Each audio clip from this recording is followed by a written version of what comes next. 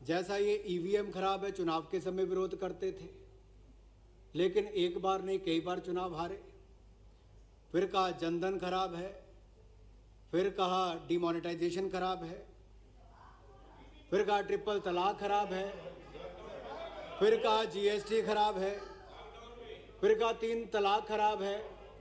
आपको तो हर चीज में खराबी नजर आती है। सच्चाई ये है कि आपकी नीयत खराब है,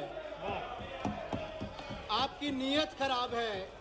नीयत और सोच खराब होने के कारण आप एक अच्छे कदम को भी खराब नजरिए से देख रहे हैं।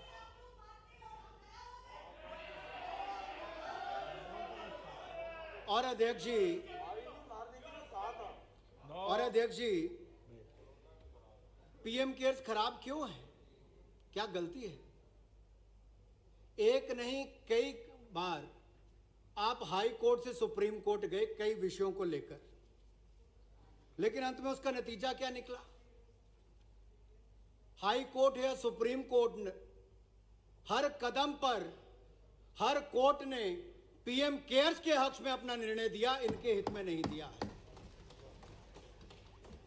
आखिर क्या क्या चुनौतियां दी इन्होंने तो इसको सेटअप करने के लिए कि आपने बनाया ही गलत है, आपने उसको चुनौती दी, सुप्रीम कोर्ट ने आपके उसको खारिज कर दिया और संवैधानिक रूप से उसको वैध बताया गया। यही नहीं सर, ये अप्रैल महीने में चले गए थे सर, मार्च में बना, अप्रैल महीने में उसके विरोध में चले गए। देश कोरोना महामारी से लड़ने के लिए तैयारी कर रहा था, प्रधानमंत्री जी कदम उठा रहे थे, लेकिन ये उस समय भी राजनीति कर रहे थे, विपक्ष का काम कर रहे थे ये। और जून 2020 में सर इन्होंने उसको कहा कि इसको आरटीआई के अंतर्गत देना चाहिए, उसको भी कोर्ट ने खारिज कर दिया, दिल्ली हाई कोर्ट ये लोग है। उसके बाद इन्होंने कहा कि सारे पैसे नेशनल डिजास्टर रिलीफ फंड में ट्रांसफर करने चाहिए। कोर्ट ने उसमें डिटेल जजमेंट दी है कि नेशनल डिजास्टर रिलीफ फंड में राज्य और केंद्र का पैसा जाता है और इस पे पीएम केयर्स फंड में कंसोलिडेटेड फंड का कोई पैसा नहीं जाता, कोई बजटरी सपोर्ट नहीं जाती। ये स्वैच्छिक निधि से जो लोग जनता पैसा देती है वो पैसा इसमें आता, केंद्र सरकार को कोई पैसा इसमें नहीं गया है।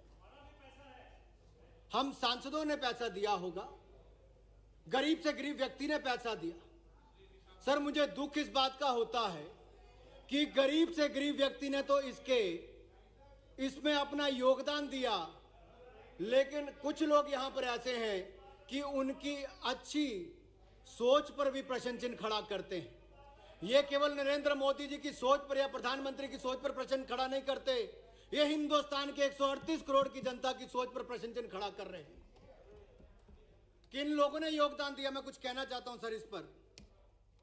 सर उत्तर प्रदेश के प्रयागराज की 9 साल की अनुष्का और 6 साल के युवराज ने अपनी गुल्लक तोड़कर 700 रुपए में से 300 रुपए इसके लिए योगदान दिया है सर, बच्चों ने दिया है सर। अगला कानपुर के किदवई नगर में बच्चों ने मजदूरों के लिए जो गुल्लक तोड़कर सर 5,855 रुपए पीएम केयर्स फंड के लिए दिए सर।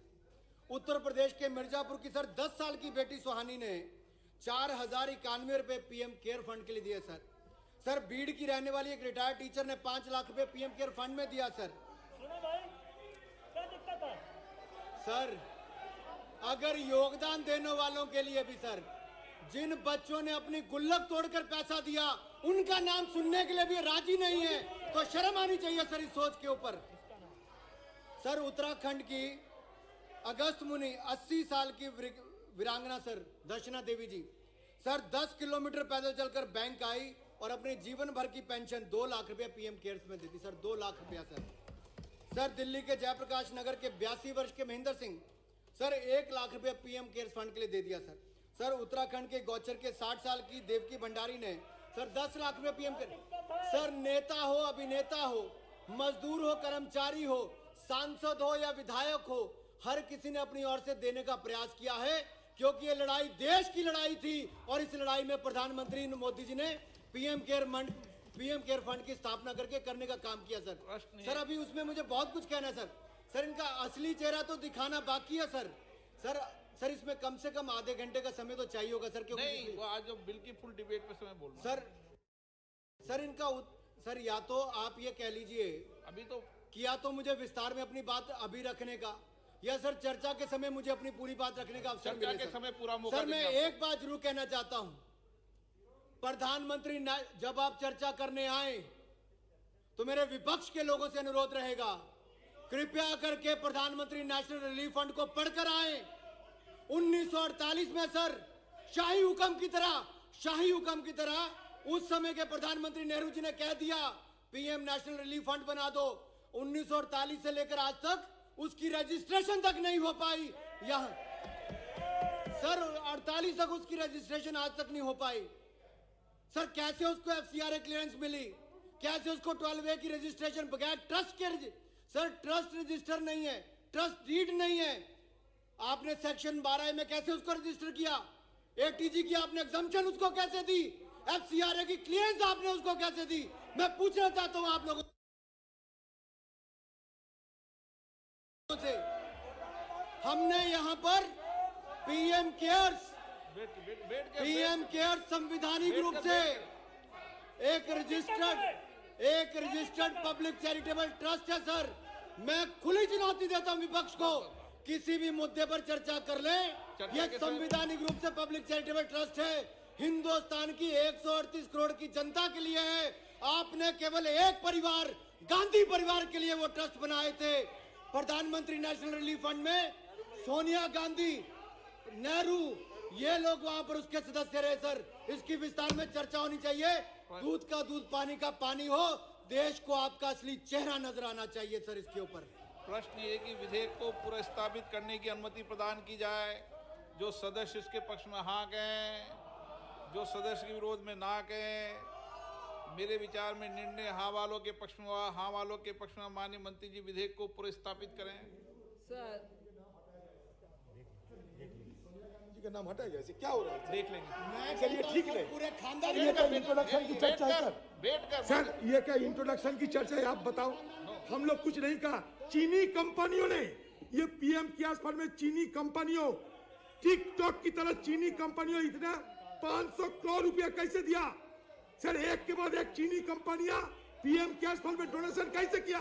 इसका भी जांच होना चाहिए। ठीक, नेहरू गांधी परिवार का पूरे का नाम लेना चाहिए। नेहरू गांधी सर, मैं अधीर रंजन चौधरी जी से बिल्कुल सहमत नहीं हूं। इस पे पूरे नेहरू गांधी खानदान का नाम लेना चाहिए, क्योंकि आज तक देश की जनता को गुमराह करके अलग अलग चैरिटेबल ट्रस्ट में पैसा लेकर आपने व्यक्तिगत लाभ उठाने का काम किया है। उसको हम पर्दाफाश करके छोड़ेंगे। ये गांधी परिवार ने देश के साथ खिलवाड़ किया है। इसका दूध का दूध, पानी का पानी करेंगे। आपके तो आपका एक एक चिट्ठा यहाँ पर निकाला जाएगा। यहाँ पर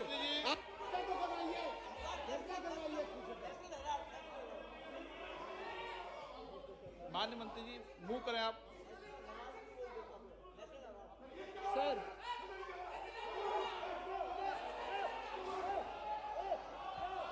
अरे अभी पूरे खानदान का अरे नाम बैठ के आएगा उस पे। बैठ के